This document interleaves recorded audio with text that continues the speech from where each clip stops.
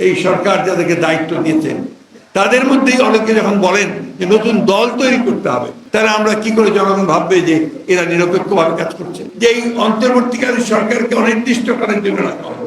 80% লোক চায় যতদিন খুশি এই সরকার থাকবে। আজকে ছাত্র জনতা তাদের বুকে রক্ত দিয়ে আমাদেরকে সামনে এগিয়ে যাবার, আমাদের ব্যবস্থাকে জনগণের একটা অনুকূলভাবে জনগণ যা চায় সেইভাবে নিয়ে আসার, সেটাকে নস্যাৎ করবার জন্য, নষ্ট করে দেওয়ার জন্য ইতিমধ্যেই আপনার কাজ শুরু হয়েছে।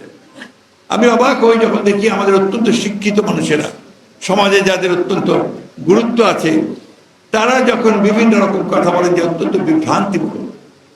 যারা দায়িত্ব পেয়েছেন, এই সরকার যাদেরকে দায়িত্ব দিয়েছেন তাদের মধ্যেই অনেকে যখন বলেন যে নতুন দল তৈরি করতে হবে, তখন বিস্মিত না হয়ে পড়া যায় না। এই এখতিয়ার ওনাকে কে দিয়েছে? উনি এই দায়িত্ব পেলেন কোথায় যে তিনি বলবেন যে নতুন দল তৈরি করতে হবে? তাহলে আমরা কি করে জনগণ ভাববে যে এরা নিরপেক্ষভাবে কাজ করছে?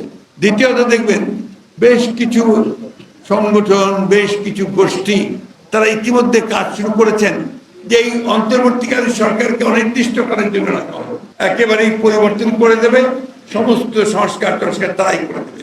তাহলে জনগণের তো দরকার নেই, পার্লামেন্টের দরকার নেই।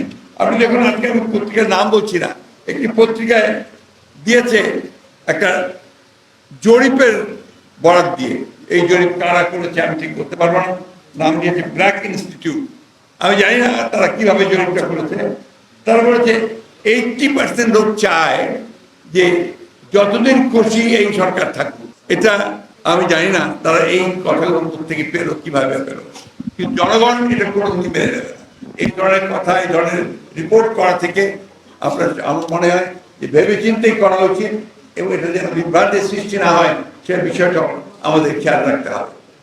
আমি বক্তব্য দীর্ঘ করবো না, আমি শুধু একটা কথা, শেষ কথা বলতে চাই। তাতে আজকে অনেক ত্যাগ তিতিক্ষার পরে আমরা দীর্ঘ 17-18 বছর ধরে আমরা নির্যাতিত হয়েছি। আমাদের গণতন্ত্র আপোষের নেতৃত্বে খালেদা জিয়া, তিনি দীর্ঘকাল কারাগারে থেকে 6-7 বছর ধরে অত্যন্ত অসুস্থ হয়ে পড়েছেন। আমাদের নেতা তারেক রহমান সাহেব তিনি নির্বাসিত হয়ে বিদেশে আছেন। আমাদের প্রায় 60 লক্ষ মানুষের বিরুদ্ধে, যারা আমরা গণতন্ত্রের সংগ্রাম করেছি, লড়াই করেছি, তাদের 60 লক্ষ মানুষের বিরুদ্ধে মিথ্যা মামলা হয়েছে।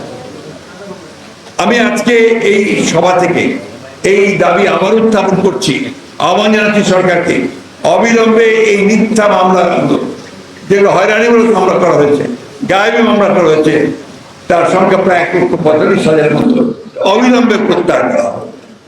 আরেকটি দাবি আমরা জানতে চাই যে এই সংগ্রামে, স্বৈরাচার বিরোধী, ফাঁসিবাদ বিরোধী সংগ্রামের মধ্যে যারা পঙ্গু হয়েছেন, নিহত হয়েছেন, আহত হয়েছেন, তাদেরকে ক্ষতিপূরণ দেওয়া এবং তাদের পরিবারকে পর্যাপ্ত ক্ষতিপূরণ দেওয়ার ব্যবস্থা।